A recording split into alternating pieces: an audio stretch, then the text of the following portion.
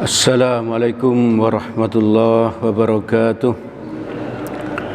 Alhamdulillahi rabbil alamin alladzi yuhibbul muhsinin wa yarfa'u darajatil muttaqin.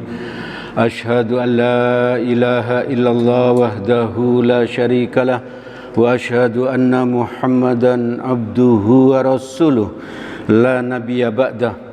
Allahumma salli ala Muhammad wa ala alihi wa ashabihi wa man tabi'ahum bi ihsanin ila yaumiddin.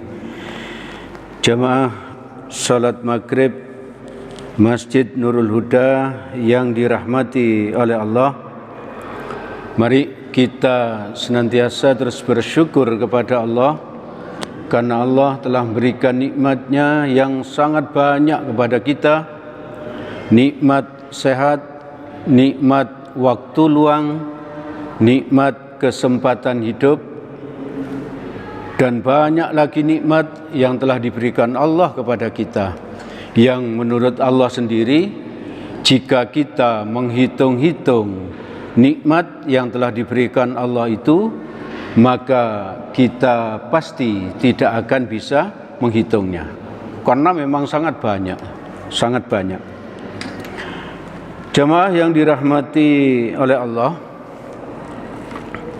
kalau kita membaca sejarah kota Mekah ya, maka kita akan dapati di situ tadinya kota Mekah itu merupakan suatu tempat yang bergunung-gunung ya.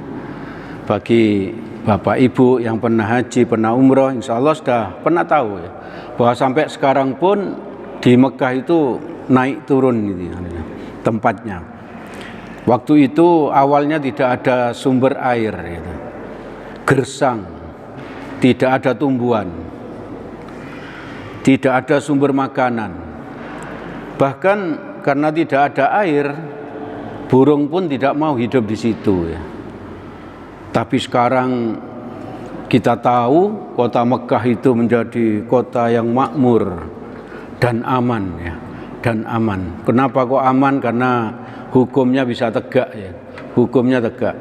Kalau ada yang mencuri, pasti apa? Kalau ketahuan, terbukti, tangannya dipotong. Kalau kita jalan di kota-kota Mekah, di sekitar Masjidil Haram itu kan ada pengemis yang buntung tangannya, itu berarti dia mantan pencuri gitu ya. Lalu kenapa kok bisa makmur seperti sekarang ini?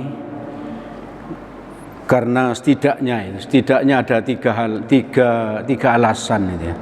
Yang ini barangkali bisa kita tiru, kita bisa amalkan dalam kehidupan kita sehari-hari, agar kita minimal keluarga kita itu menjadi keluarga yang makmur seperti halnya kota Mekah. Yang pertama, kota Mekah itu menjadi makmur karena doanya Nabi Ibrahim. Karena doanya Nabi Ibrahim. Seperti kita ketahui bersama bahwa begitu Nabi Ismail itu lahir, Allah memerintahkan kepada Nabi Ibrahim untuk membawa Siti Hajar istrinya dan Ismail anaknya yang masih balita, masih bayi, ke suatu tempat tadi itu, yang gersang tadi itu. Tidak ada kehidupan, tidak ada air, tidak ada makanan, bahkan tidak ada tumbuhan. Disuruh ke sana, diperintahkan ke sana. Ini yang bisa kita ambil hikmahnya. Kalau Allah yang memerintahkan, kita itu harusnya tidak pakai menawar ya. Tidak pakai menawar. Ibrahim tidak pakai tanya-tanya. Tidak pakai tanya-tanya. Begitu diperintah, istri dan anaknya disuruh bawa ke situ, dia nggak tanya kepada Allah, untuk apa ya Allah gitu. Tapi Nabi Ibrahim langsung bawa gitu aja gitu. Langsung dibawa. Begitu nyampe di tempat tadi itu, Nabi Ibrahim beristirahat sebentar lalu pulang, lalu pergi gitu. Karena pergi oleh istrinya dikejar gitu ya, dikejar. Wahai Ibrahim, kau mau kemana gitu ya. Kan tidak masuk akal ya.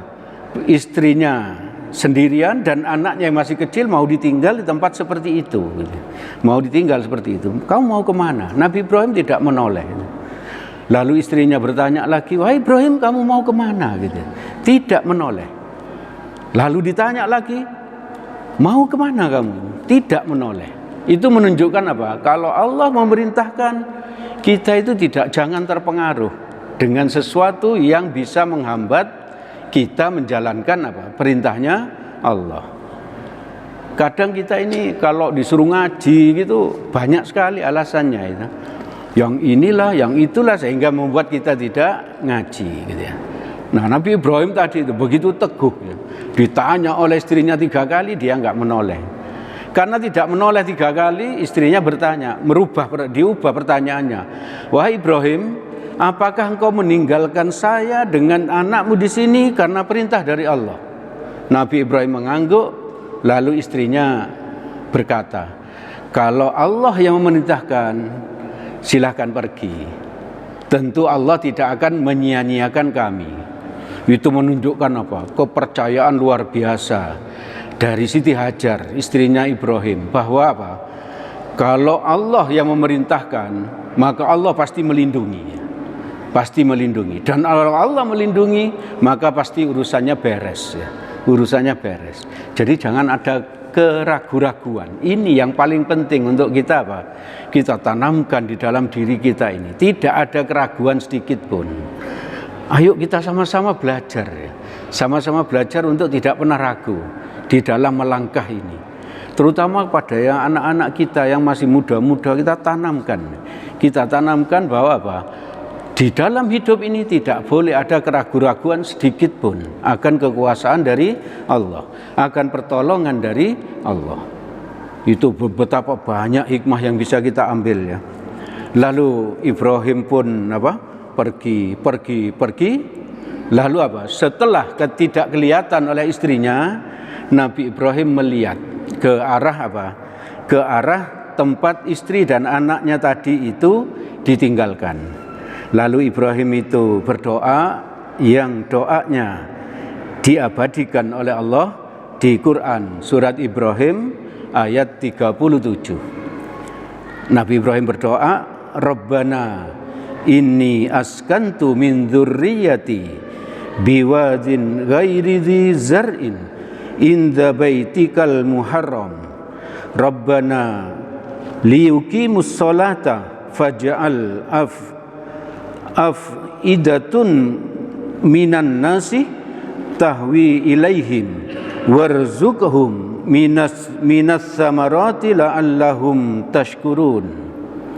Artinya, ya Tuhanku, doanya Nabi Ibrahim, nanti bisa dibuka Bapak Ibu sekalian, Quran surat Ibrahim ayat 37. Artinya, ya Tuhanku, jadikanlah negeri ini, negeri Mekah ini, negeri yang aman sentosa. Nah itu doanya Nabi Ibrahim. Benar, Mekah itu sampai sekarang aman ya. Bahkan sampai nanti kiamat itu dijamin oleh Allah. Bahkan kota Mekah itu salah satu kota yang tidak bisa disinggahi oleh Dajjal ya. Jadi kalau kita ingin selamat dari Dajjal itu kita tinggal di Mekah, kita tinggal di Madinah itu. Itu salah satu kota yang pasti aman ya. Lalu kalimat berikutnya, dan berikanlah rezeki dari buah-buahan kepada penduduknya yang beriman di antara mereka kepada Allah dan hari kemudian. Coba kita bayangkan kalau kita sedang umroh, kita sedang haji, bukankah kita itu bisa makan buah setiap hari? Padahal di sana tidak ada pohon jeruk, ya, tidak ada pohon apel, tapi kita bisa makan apel, makan jeruk setiap hari, ya, setiap hari. Nah, coba bandingkan dengan negara kita. Apakah kita makan jeruk, makan apel tiap hari? Tidak, ternyata ya, tidak. Tapi di sana kita makan jeruk, makan apel setiap hari. Baik itu membeli atau diberi orang, ya, atau diberi orang. Ya.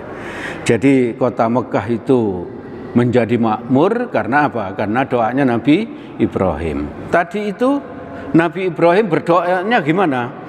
Setelah tidak kelihatan oleh istrinya gitu. Oleh istrinya. Itu menunjukkan apa? Nabi Ibrahim itu berdoanya tidak sepengetahuan istrinya ya. Dan ternyata beberapa ratus tahun kemudian Nabi Muhammad, Nabi kita itu ngajari kita agar kita mendoakan sesama saudara kita, sesama muslim itu tanpa sepengetahuan orang yang kita doakan. Sesuai sekali ya. Nabi Ibrahim waktu itu mendoakan istri dan anaknya tanpa sepengetahuan istrinya, dan Nabi Muhammad beberapa ratus tahun kemudian mengajari kita agar kita itu mendoakan orang lain sesama muslim tanpa sepengetahuan orang yang kita doakan. Sering saya sampaikan bahwa ada hadis bahwa doa kita pada saudara kita sama muslim yang tidak diketahui oleh orang yang kita doakan pasti dikabulkan Allah. Pasti dikabulkan oleh Allah. Nanti dibuka lagi hadis tentang itu ya. Jadi sesuai antara apa yang dilakukan Ibrahim dengan apa yang dilakukan Nabi Muhammad. Ibu bapak, saudara-saudara yang dirahmati oleh Allah, yang kedua, kota Mekah itu menjadi makmur karena penduduk Mekah itu dan juga Madinah ya, itu dermawan ya. Jadi tidak ada orang Mekah medit itu hampir nggak ada ya. Kita sulit menemukannya ya. Coba kalau kita sedang haji, sedang umroh, kita ingat-ingat kalau hari Senin atau Kamis gitu ya, di Masjid Nabawi, di Masjidil Haram itu ada ada semacam plastik itu dibeber gitu, dibeber lalu di atasnya dikasih kurma, dikasih minuman kopi khas Arab, dikasih susu dan seterusnya. Orang-orang yang puasa Senin Kemis itu semuanya duduk mengelilingi itu, di soft ini, di soft itu, dan seterusnya gitu ya. Lalu begitu maghrib kita makan kurma terbaik gitu. Kurma terbaik itu dipersembahkan oleh salah satu keluarga di Madinah dan di Mekah. Lalu setelah makan sebentar sebelum iqomah itu langsung plastik tadi digulung sudah bersih gitu ya. Sudah bersih, tidak ada sampah sedikit pun gitu. Tidak ada sampah sedikit pun. Lalu kalau kita jalan, bagi yang sudah haji ini lebih terasa ya, hajinya reguler ya. Lebih terasa, kenapa? Karena maktabnya agak jauh gitu. Kalau kita jalan dari Mekah menuju maktab, jadi kita itu jarang naik angkot kalau pulangnya. Kenapa? Karena macet ya, karena macet. Kita jalan, di tengah perjalanan ada mobil ya. Ada mobil berhenti. Di situ satu keluarga, di dalam mobilnya penuh dengan kurma, dengan roti, dengan minuman, penuh semua. Lalu dibagi-bagikan kepada jamaah haji, kepada jamaah umroh, dibagi-bagikan. Sebentar saja isi mobil itu kosong, habis dibagikan. Itu kota Mekah, penduduk kota Mekah dermawan sekali, dermawan sekali. Lalu bandingannya dengan penduduk Indonesia yang berhaji itu, dia itu antri mendapatkan makanan tadi, setelah dapat dititipkan istrinya, antri lagi gitu ya. Dititipkan lagi, antri lagi biar dapat banyak gitu. Itu kan. Jadi kalau penduduk Mekah sibuk memberikan makanan, penduduk kita itu sibuk untuk antri gitu, untuk antri. Jadi berbeda sekali. Maka mari ibu bapak, saudara-saudara, pelan-pelan sebentar kita belajar agar kita itu menjadi orang yang dermawan, menjadi orang dermawan. Memang agak susah ya, memang agak susah karena harta yang kita usahakan, kita bekerja keras lalu kita berikan kepada orang lain dan sebagainya, itu memang agak berat. Dan oleh syaitan kita itu digoda agar tidak berinfak, tidak bersedekah, tidak berkorban dan lain sebagainya. Bahkan tidak berhaji gitu. Coba kalau kita pikirkan ya, sempat saya mikir gini, kalau kita itu menikahkan anak kita menghabiskan uang 100 juta kadang ya, 200 juta, ada yang menghabiskan 200 juta, bahkan ada yang lebih. Artis itu MM-an ya, kalau menikah itu enggak apa-apa ya, mereka keluarkan. Begitu disuruh membayar ongkos naik haji, mereka keberatan, kita keberatan gitu. Itu coba mari kita pikirkan. Padahal menikah itu sebetulnya cukup apa? Cukup akad nikah, cukup ada saksi, ada yang menikahkan, ada hijab kabul, ada mas kawin, hanya seperti itu. Lalu walimah sederhana gitu. Tapi kita terpengaruh dengan apa? Budaya-budaya orang kafir, menghabiskan biaya banyak ya. Menghabiskan biaya banyak. Saya sendiri belum tentu bisa melakukan itu, menikahkan anak dengan sangat sederhana seperti itu. Sebab kalau melakukan seperti itu oleh tetangga dianggap medit, gitu, dianggap medit. Ya. Jadi agak susah memang. Ya. Perlu pencerahan kepada kita sendiri dan kepada keluarga yang lain. Nah, coba kita bandingkan 100 juta itu sudah cukup untuk mendaftar haji reguler suami istri mendaftar ya, mendaftar. Ibu bapak, saudara-saudara yang dirahmati oleh Allah, yang kedua tadi penduduk Mekah itu dermawan, makanya kota Mekah itu makmur. Lalu yang ketiga, kenapa kok penduduk Mekah itu menjadi makmur?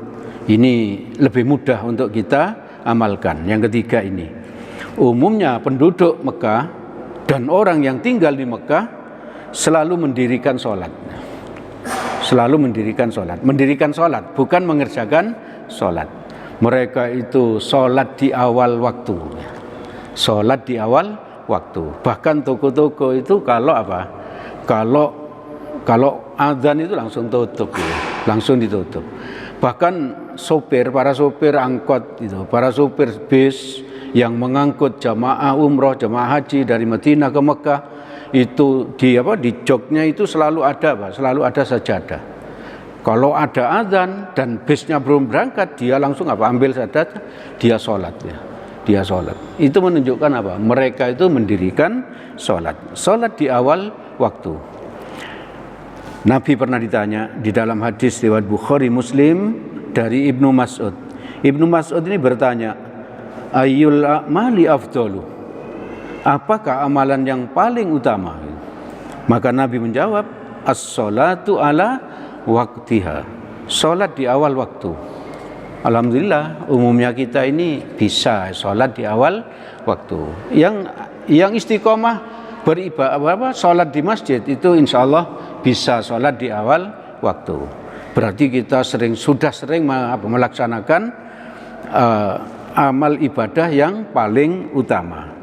Lalu seperti yang saya sampaikan tadi, bahwa penduduk Mekah itu pasti berjamaah di masjid, pasti berjamaah di masjid.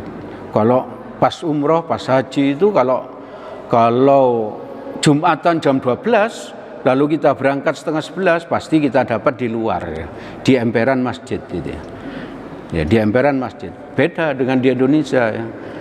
Duhurnya setengah 12, kita berangkat jam 11:15 masih dapat shaf pertama ya. Masih dapat shaf pertama. Itu bedanya. Kalau di sana duhurnya jam 12, kita berangkat setengah 11 sudah apa? Dapatnya di emperan ya. Dapatnya di emperan. Kalau ingin di depan Ka'bah itu kita mesti berangkat jam 9, setengah 10 gitu. Atau banyak orang-orang itu habis sholat duha itu nggak pulang, langsung Jumatan banyak seperti itu gitu.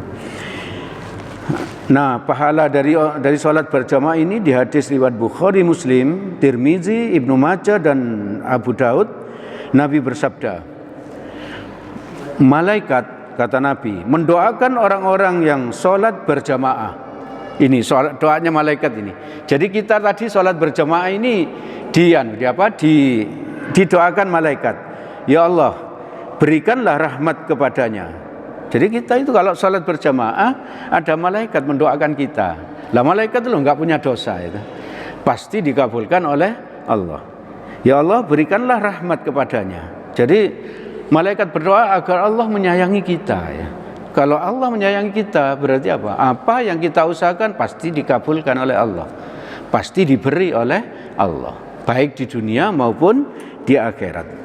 Dan ini ada bonus tambahan bagi yang ngaji ini dan menunggu sampai Isya ya, sampai Isya ini tambahannya. Salah seorang di antara kalian jika tetap dalam keadaan dianggap tetap dalam keadaan sholat, itu maksudnya apa? Mendapatkan pahala sholat selama ia menunggu datangnya waktu sholatnya.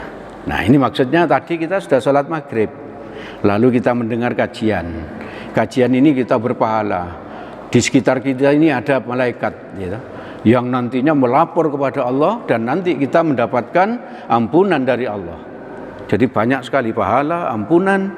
Lalu ini tadi, kita selama menunggu sampai isya nanti berpahala seperti orang sholat, gitu. Berpahala seperti orang sholat, gitu. Itu luar biasa berarti. Kegiatan kita ini luar biasa. Jadi ibu bapak, saudara-saudara yang dirahmati oleh Allah, 3 tadi mari kita berusaha untuk kita amalkan. Yang paling depan tadi, berdoa tanpa sepengetahuan orang yang kita doakan. Lalu kalau kita diperintah oleh Allah, kita tidak pakai apa? Nawar, ya. Berkorban diperintah oleh Allah di Quran surat 108 ayat 2. Kita nggak boleh nawar. Perkara kita belum bisa melaksanakan itu soal lain, ya. Kita itu soal lain. Belum bisa mengamalkan itu soal lain. Yang penting apa? Tidak muncul dari hati kita korban maneh, gitu, ya. Atau muncul apa? Begitu dia ceramai tentang korban, nah apa sing di korban no? Korban perasaan sing iya ini. Kita nggak boleh ada perasaan seperti itu. Tetap apa? Kita sami'na wa ata'na. Jadi tidak pakai membantah. Dan tadi itu Siti Hajar begitu yakin pada pertolongan dari Allah. Yakin sekali bahwa kalau Allah yang menyuruh, pasti Allah tidak akan menyia-nyiakan kita. Lalu doa-doa kita pasti dikabulkan oleh Allah. Lalu yang kedua tadi adalah apa? Dermawan, ya. Dermawan.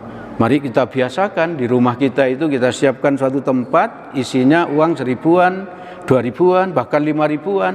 Kalau ada pengamen, ada pengemis, kita kasih, ya. Kita kasih. Tidak pakai nolak, ya. Bahkan kalau waktu ngasih itu kita bilang apa? Terima kasih Pak. Kenapa kita harus berterima kasih? Karena pengamen tadi, pengemis tadi membuat kita itu berkesempatan untuk berpahala, ya. Coba nggak ada pengemis, coba nggak ada pengamen, kita nggak dapat pahala, ya. Kita nggak dapat pahala. Bahkan kalau kita nraktir orang, justru yang nraktir itu yang berterima kasih. Itu. Terima kasih ya sampean mau tak traktir, gitu. Menunjukkan apa? Yang ditraktir tadi memberi kesempatan untuk orang lain berpahala, gitu. Terus seperti itu, gitu. Ibu bapak, saudara-saudara yang dirahmati oleh Allah, yang ketiga tadi, sholat di awal waktu dan berjamaah di masjid. Itu yang bisa kami sampaikan pada kesempatan malam ini. Segala yang baik dan benar semuanya berasal dari Allah Subhanahu wa ta'ala. Semoga ada manfaatnya bagi kita. Semoga Allah menolong kita agar kita bisa mengamalkannya. Amin, amin, ya rabbal alamin. Apabila ada salahnya, saya mohon maaf sebesar-besarnya. Mari kita tutup majelis ini dengan doa kafaratul majelis. Subhanakallahumma wa bihamdik asyhadu an la ilaha illa anta astaghfiruka wa atubu ilaik. Assalamualaikum warahmatullahi wabarakatuh.